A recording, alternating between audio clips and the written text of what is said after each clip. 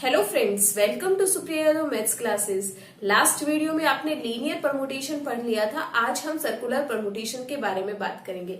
देखिए, जब आपने लीनियर परमुटेशन पढ़ा, ठीक है, तब उसमें क्या था, आपके पास एक स्टार्टिंग पॉइंट भी था, है ना, और एक आपके पास एंडिंग पॉइंट भी था। स्टार्टिंग पॉइंट भी था और एक आपके पास एंड पॉइंट भी था।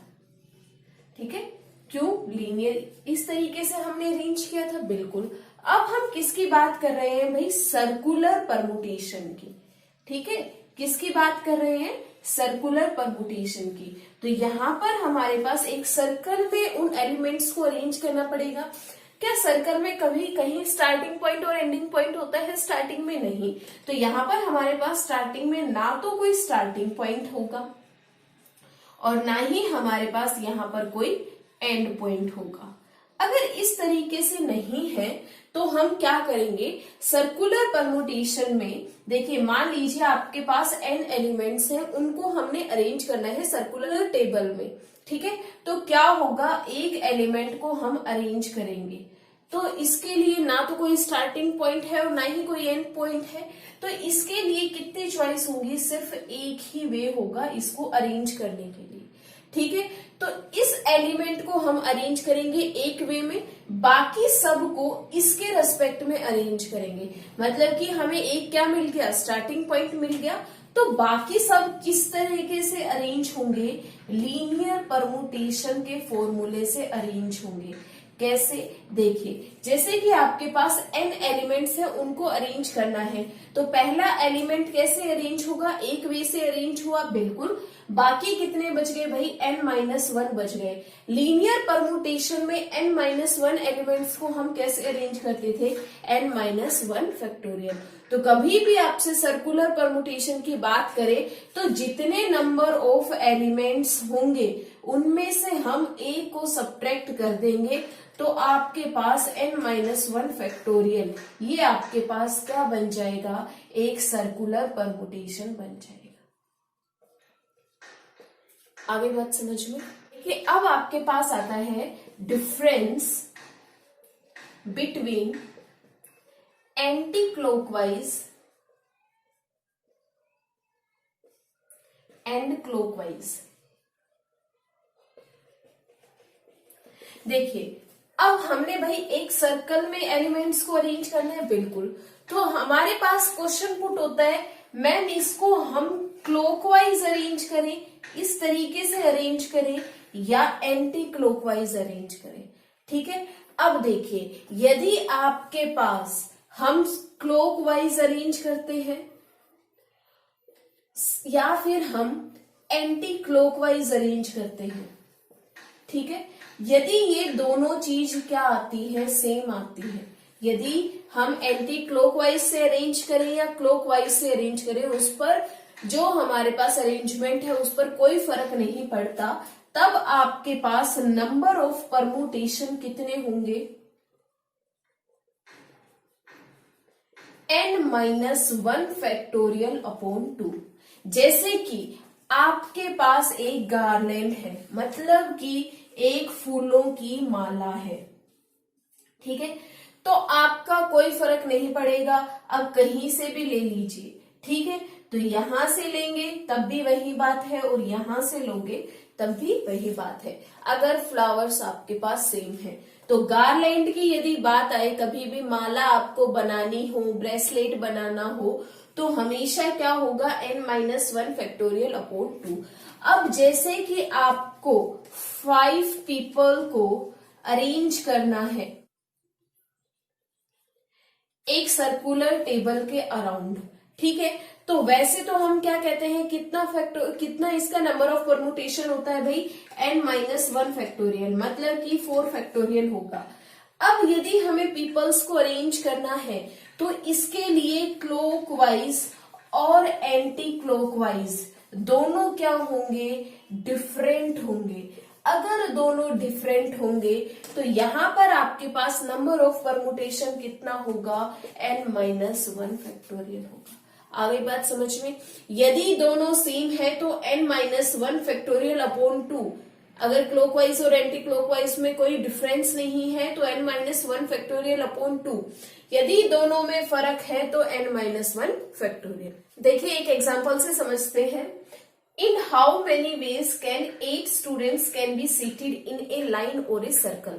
सबसे पहले क्या कहता है, हमें उन 8 स्टूडेंट्स को किस में अरेंज करना है, एक लाइन में अरेंज करना है। तो ये हमारे पास कौन सी टाइप हो गई, लीनियर परमुटेशन हो गया। बिल्कुल, लीनियर परमुटेशन में क्या कहता है, अगर आपके पास सारे के सारे एलिमेंट्स को अरेंज करना है तो सीधा उसका n फैक्टोरियल कर दो। बिल्कुल, तो यहां से डायरेक्ट आंसर कितना आ गया भाई, 8 फैक्टोरियल आ गया। अगर मुझे सर्कल में अरेंज करना है, मतलब सर्कुलर परमुटेशन में अरेंज करना है, तो हम क्या करेंगे, एक एलिमेंट को तो फिक्स करेंगे, उसके बाद उसके अकॉर्डिंग हमें उनको अरेंज करना होगा। बिल्कुल, तो यहां से हमने अभी अभी फॉर्मूला बताया है, वो क्या है भाई, n माइनस वन फैक्टोरियल हो जाएगा। तो यहाँ पर कितना हो जाएगा, 7 फैक्टोरियल हो जाएगा। आई बात समझ में? क्या है, in how many veg 5 person be seated around a circular table. क्या कहता है, मुझे 5 पर्सन्स को अरेंज करना है अराउंड ए सर्कुलर टेबल। तो सर्कुलर परमुटेशन आ गया, बिल्कुल, विदाउट एनी कंडीशन है, हाँ जी। तो क्या करना है, n माइनस वन फैक्टोरियल लेना है, बिल्कुल। तो यहां से हमारे पास क्या आएगा, 5 minus one factorial is equal to 4 factorial. आ गई बात समझ में? बिल्कुल। अब देखिए सेकंड क्या कहता है, in how many of these arrangement will 2 particular person be next to each other. क्या कह रहे हैं, 2 पर्टिकुलर पर्सन्स को लेना है। लीनियर परमुटेशन में क्या कहते थे कि भाई जो भी हमने लिया है उन सबको हम 1 काउंट करते थे, है ना। बिल्कुल, हमने इन दोनों पर्सन को भी, मान लीजिए P1 और P2 हैं, इनको हमने कितना काउंट करना है, 1 काउंट करना है। टोटल कितने थे, 5 थे। अब हमारे पास कितने बच गए, 4 बच गए सर्कुलर अरेंजमेंट के लिए। बिल्कुल, 4 को अब हम कैसे अरेंज करेंगे, क्या कह रहा है भाई, मुझे n माइनस वन फैक्टोरियल कर दो। तो यहाँ पर हमारे पास कितना आ जाएगा, 3 फैक्टोरियल आ जाएगा। बिल्कुल, अब क्या कर रहे हैं, नेक्स्ट टू ईच अदर है ना। अब P1 P2 बिठा दो, P2 P1 बिठा दो, नेक्स्ट टू ईच अदर तो है, लेकिन इनको अरेंज करने के कितने वे हो गए, 2। तो इसको 2 से मल्टीप्लाई कर दो।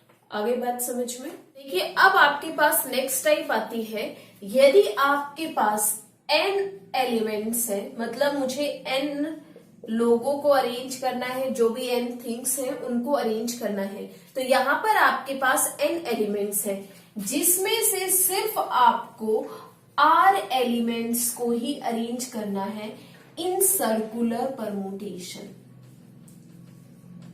ठीक है, अगर मुझे n में से सिर्फ r लोगों को ही अरेंज करना है या फिर r थिंग्स को ही अरेंज करना है, और यहां पर जो आपके पास क्लॉकवाइज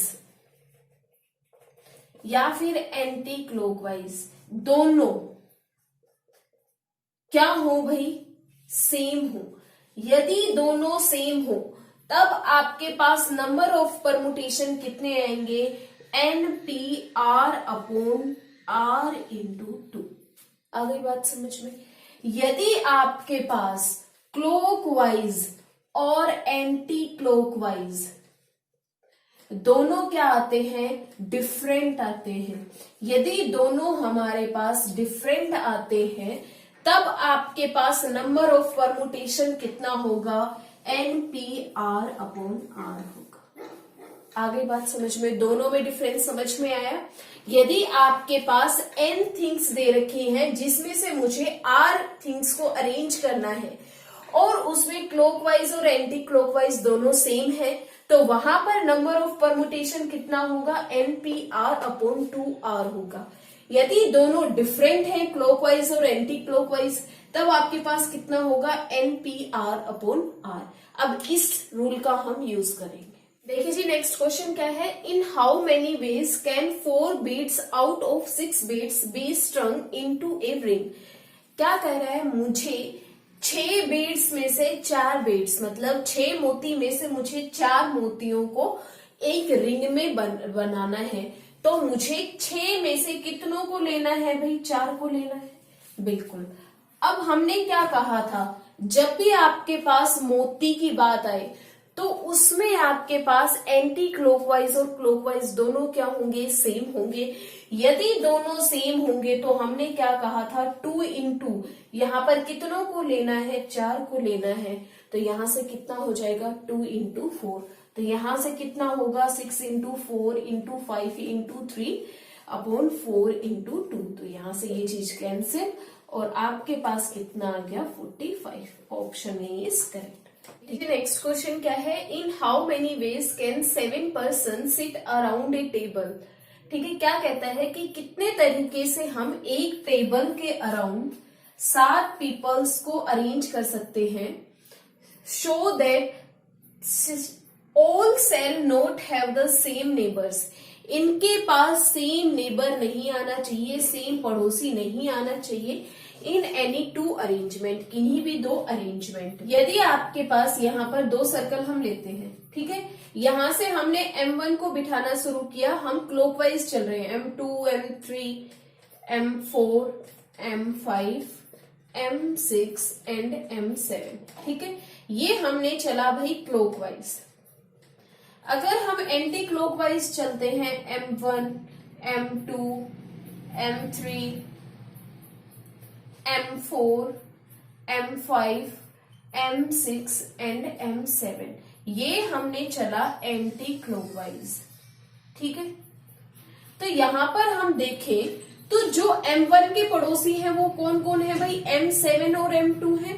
बिल्कुल इसी तरीके से यहां पर भी M1 के पड़ोसी क्या है? M2 और M7 है।